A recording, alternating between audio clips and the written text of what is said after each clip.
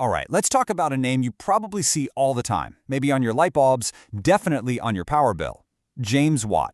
Now, this isn't just a story about some guy who improved a machine. Oh no, this is about the person who completely re-engineered the very idea of power, the power that, literally, built the world we live in today. So let's get the biggest misconception out of the way, right at the top. Did James Watt invent the steam engine? I mean, that's what we all learn in school, right? Well, the simple answer is nope, he didn't. And honestly, that makes the real story way more impressive. See, Watt didn't just come up with an idea from scratch.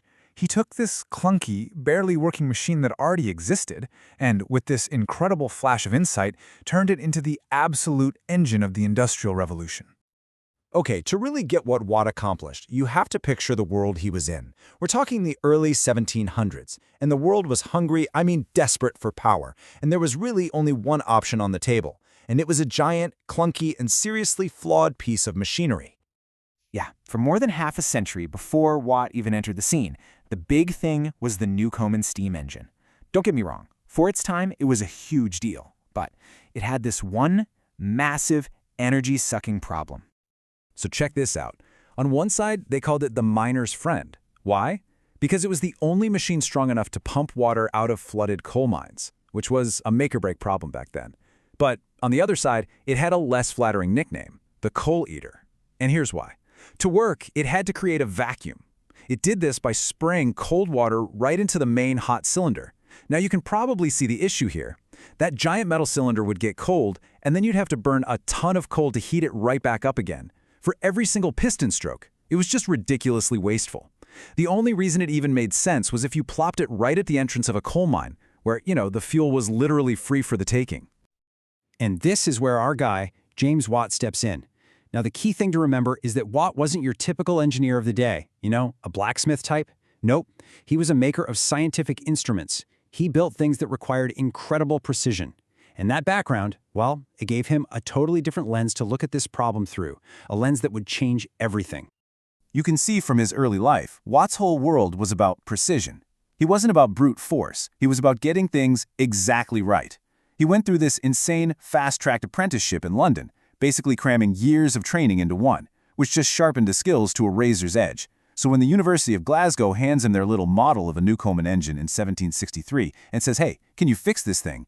He didn't just grab a wrench, he approached it like a scientist. And here is the absolute genius of it. Everyone else looked at this engine and saw broken parts, a mechanical issue. Watt looked at it and saw a physics problem. He figured out that this huge amount of energy, what we now call latent heat, was just vanishing into thin air. He calculated that something like 3/4 of all the coal being burned was just going to reheat that darn cylinder over and over again. It wasn't moving anything, it wasn't doing work, it was just waste. A massive thermodynamic flaw. So once he'd put his finger on the real problem, the solution he came up with was, well, it was beautiful. So simple, so elegant, and it was the idea that was going to kickstart the modern world. This was his true eureka moment. The idea was called the separate condenser, and it's brilliant. Watt basically said, okay, if making the work cylinder cold is the big waste of energy, then let's just not do that. Think of it like this. He gave the engine two rooms. A hot room for working, that's the main cylinder, which now stays hot all the time, and then a separate cold room for condensing the steam. The steam does its job in the hot room, then gets sucked into the cold room to turn back into water. The main cylinder stays hot, always ready to go. Boom. No more wasting all that fuel. And the result of this one little change? It's hard to even overstate it. A 75% drop in how much fuel it needed. Just like that. This one single idea meant you could now put a steam engine anywhere you wanted, not just at a coal mine. It basically unshackled steam power and let it run free across the entire planet.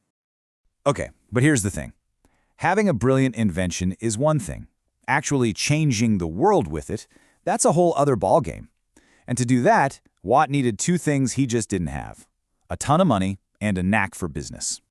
So in comes Matthew Boulton. This partnership, formed in 1775, was the definition of a perfect match. You had Watt, the quiet, technical genius, who famously said he'd rather face a loaded cannon than argue over a bill. And then you had Boulton, the smooth-talking entrepreneur. He had the cash, he knew how to sell, and This is key. He owned the Soho manufactory, which had the most skilled metalworkers on Earth. They were the only ones who could actually build the high-precision parts Watt's designs needed. And together, they were unstoppable. They weren't just selling machines, they were selling the concept of power itself. And their new engine started showing up everywhere. It wasn't just stuck in mines anymore. Bolton was always pushing Watt. Hey, can we make it spin things? And soon enough, it was running textile mills, grinding flour, powering breweries. It even ran a mint that churned out standardized coins. It was touching every part of the economy. But as they got bigger, they ran into a really interesting problem. How do you sell something that people can't even really wrap their heads around? They were selling mechanical power, this invisible force. They needed a way to make it make sense. Yeah, I mean, put yourself in their shoes. It's the 1780s. The only power you understand comes from a horse pulling a cart or a river turning a wheel. And now this guy comes along trying to sell you a giant hissing metal contraption and tells you it's powerful. Powerful as what? Watt's solution was just chef's kiss, pure marketing genius. He came up with the idea of horsepower. He actually went and measured how much work a strong horse could do in a minute, and he turned that into a standard unit. Suddenly, it was easy. This engine has 10 horsepower. Your customer immediately thinks, wow, that's like having 10 horses working for me nonstop. It was the perfect sales tool, and we still use the term today. Incredible. And this really gets to the heart of who Watt was. He once wrote, "I can think of nothing else but this machine." This wasn't just a 9-to-5 for him. It was an obsession, a total, all-consuming passion. And that's the kind of focus you need to change the world. But maybe the biggest honor of all is the one that's all around us. About 100 years later, the scientific world needed a name for the basic unit of power, and they named it the Watt. His contribution was so fundamental, they named the very concept after him. He literally defined power.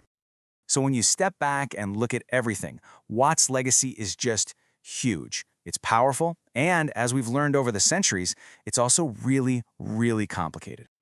I mean, let's be clear. There's no doubt that his super-efficient engine built the foundation of the modern world. Period. He made power cheap, dependable, and portable, and that kicked off an explosion of innovation that completely reshaped human life. And this really breaks it all down, right? He took condensation out of the main cylinder, which skyrocketed efficiency. He changed the motion from a simple up and down pump to a spinning motion that could power anything. And he took the engine out of the mines and put it into factories, into cities, everywhere. It wasn't an improvement. It was a completely new way of thinking. But there's another side to that coin. That incredible efficiency was so good that it made burning coal on a gigantic scale seem like the most logical thing in the world. It made it irresistible.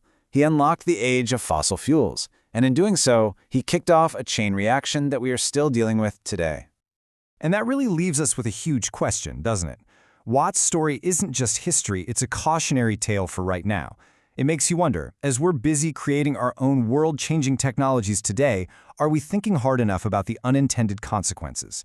How do you balance the amazing things an innovation can do with the problems it might create down the line? That's the real legacy of the man who perfected power. It's a question he left for us to answer.